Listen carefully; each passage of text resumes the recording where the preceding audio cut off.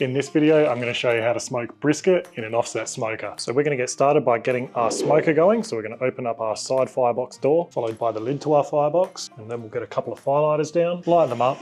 Then you want to get a full charcoal chimney worth of lump charcoal or briquettes on top of the firelighters. Now we've got about 15 minutes before our briquettes are going to be ready, so we'll use that time to prepare our briskets. I'm going to be using some S. Kidman briskets I picked up from Austral Meat. These ones weigh just over 6 kilos each, and I'm just going to move one aside and we'll get started on trimming them. Now the first thing I like to do is just remove this top flap here. I like to remove that top flap because it just causes an uneven shape, which will cause that part of the brisket to cook unevenly. And then once that's done, I want to just feel around on the brisket. This one really doesn't have too much excess fat, but if it does in any spots, I just want to trim that down to around 2 to 3 mil thickness. And one thing I always like to do when I'm trimming brisket is trim it in a way that it's going to be nice, even, aerodynamic, and you want to trim it in a way that any juices are just going to run off our brisket instead of pooling up. Now honestly, I'm happy with the top of our brisket. We've still got to work on the shape and taking off some thin edges, but before we do that, we're going to flip it over. And again, this really doesn't need much trimming. This is a beautiful brisket straight out of the packet. We're not working with any fancy Wagyu here. As you can see, this brisket is quite lean, so I'm happy to leave this fat on the bottom. And honestly, this might be the first brisket where I haven't had to trim anything off the bottom. And this might be a record for a brisket I haven't had to trim very much off. And when I'm looking for a brisket, I like to look for a nice thick flat. As you can see, we've got our point over here and our flat over this side. And both sides are relatively even in shape. But what I want to do now is get rid of any thin edges. I basically just want to work on rounding this brisket off. So this thin edge here, I'm just going to square up.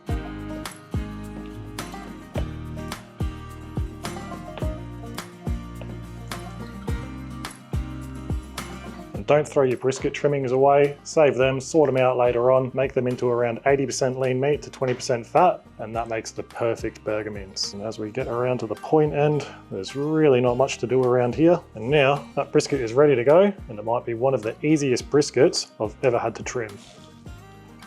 And now we're just going to power through this other brisket. So again, we're just going to take that top flap off. This one's got a little bit more fat on top we're going to have to trim off.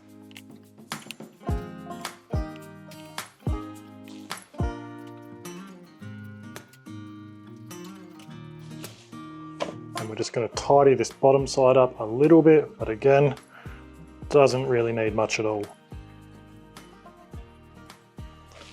Now we can flip it back over and just work on the shape. So we're just going to take off this thin edge.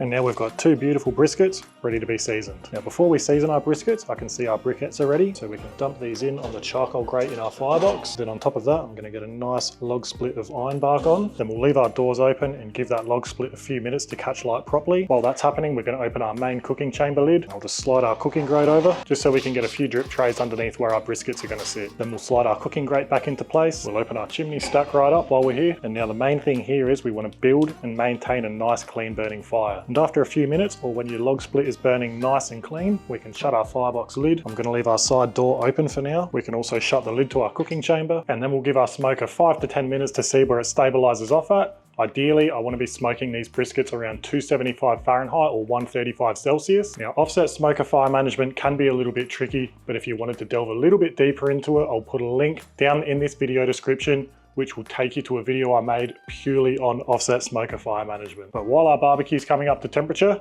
let's season these briskets up. All right, so the first thing we're going to do to help our rubs stick to the meat is give our briskets a nice light coat in some yellow mustard. If you don't have any yellow mustard or you don't like it, you can use some olive oil.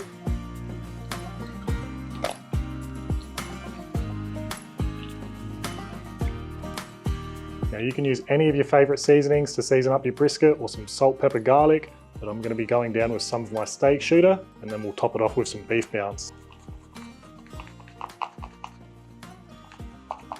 Now steak shooter is going to give us a nice base coat of flavour. It's got some nice sweet and savoury notes to it. And then our beef bounce is going to give us some really nice bark because it's got a heavier salt, pepper, garlic base. And it's got some really nice beefy, umami, savoury flavours as well.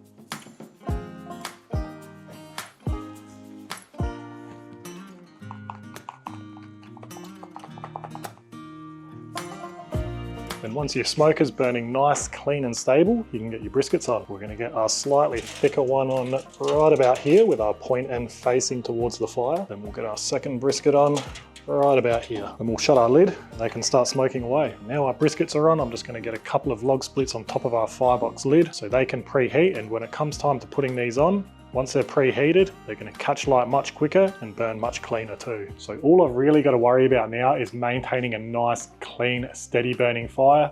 This is exactly what I want to see coming out of our chimney. You don't want to see any thick, heavy white smoke. That's going to leave a bitter taste in whatever you're smoking. If that's happening, check on your firebox. You might be smothering your fire, your log split might be too big, or you might not have enough oxygen getting to your fire. And apart from that, after a few hours, I'm going to check on our briskets. I obviously want them to cook nice and even, so we might look to rotate our two briskets throughout this cook, as the brisket closer to the firebox most likely will cook a bit faster. But for now, I'm going to let these briskets smoke away. I'm going to be putting a log split on every half an hour to 45 minutes, and I'll be focusing on maintaining that nice, clean, steady fire. All right, so we're about 4 hours into our cook now, and these briskets are looking really nice. There's a couple of spots where juices are pooling, but it's only a small section, so I'm not really too fussed. If you are concerned about it, you can always lift your brisket up and pop some rolled up alfoil or something underneath. And because these briskets are a little bit leaner, I have been spritzing them just with water every hour or so.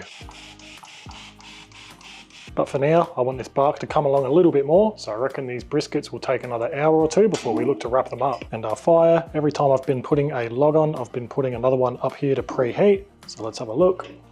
This one is burning away nice, and I reckon we are due to put this one on. And as you'll see, because that one's been preheating, it's going to catch light much quicker. And after about a minute, that is looking good. So we'll shut our firebox lid and get another log up there to preheat. Right, so it hasn't been long since we last checked in, but I did just check our internal temperatures, and our point is around 10 degrees behind our flat, which is completely normal. But one thing I have noticed is the point end facing towards the firebox is starting to get a little bit dark. So what I'm going to do to help speed the point end up to catch up to the flat, and to stop that from getting any darker, is I'm just going to wrap that point end in foil, just like that. So now we'll shut our lid and we'll come back once we're ready to wrap these up. So we are now 6 hours into this cook. Our briskets have some nice bark, some awesome colour. I reckon these are ready to wrap. So I've just removed the foil covering our point end, and now I'm going to get these into a tray. Now I'm just going to get a generous amount of Wagyu beef tallow on each brisket. This is the stuff I'm currently using. You can find this at Drake's supermarkets if you're here in South Australia. And I'll just get 3 to 4 tablespoons worth of tallow on each brisket. Then I'll cover each tray in 2 layers of good quality foil. Then I'll finish these briskets off in the oven at the same temperature, just to make life easier. But if you want to keep burning wood, absolutely go for it. These briskets aren't going to take any more smoke on, so we'll let them go in the oven until we're ready to check for probe tenderness around that 96 degrees Celsius or 205 Fahrenheit internal mark, which I reckon will take another 3 to 4 hours. And after about 4.5 hours in the oven, so about 10.5 hours total into this cook, I reckon these briskets are done. They are probing tender all over, and we're at about 95, 96 degrees Celsius internally. Now I want to slice these pretty soon, so what I'm going to do is take these inside, I'll loosely cover them with foil, and I'll let them rest for an hour before we come back to slice and serve them. All right, and here's our first brisket. Let's slice this straight in half.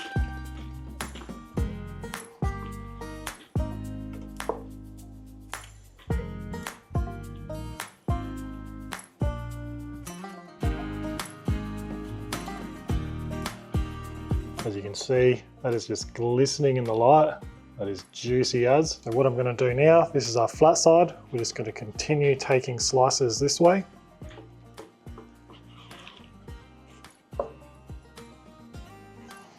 And you know it's a good brisket when it bends over your finger and jiggles like that. Then with our point half, you can see that muscle running over this side. So what I'm going to do is turn it the other way, and we'll start taking slices off like this.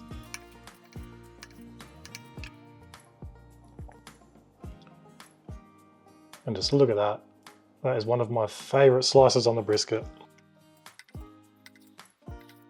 And we just want to keep slicing that just over halfway through until we start running out of point muscle.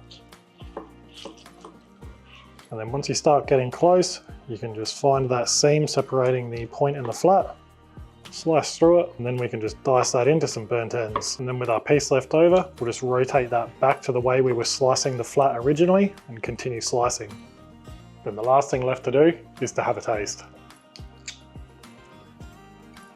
That is a good brisket. I've definitely missed doing them in the offset smoker. So if you've got any questions regarding this cook, don't hesitate to ask them in the comments below. If you enjoyed the video, give it a thumbs up, subscribe to our channel. But for now, that's the end. So thanks for watching, and I'll see you in the next one.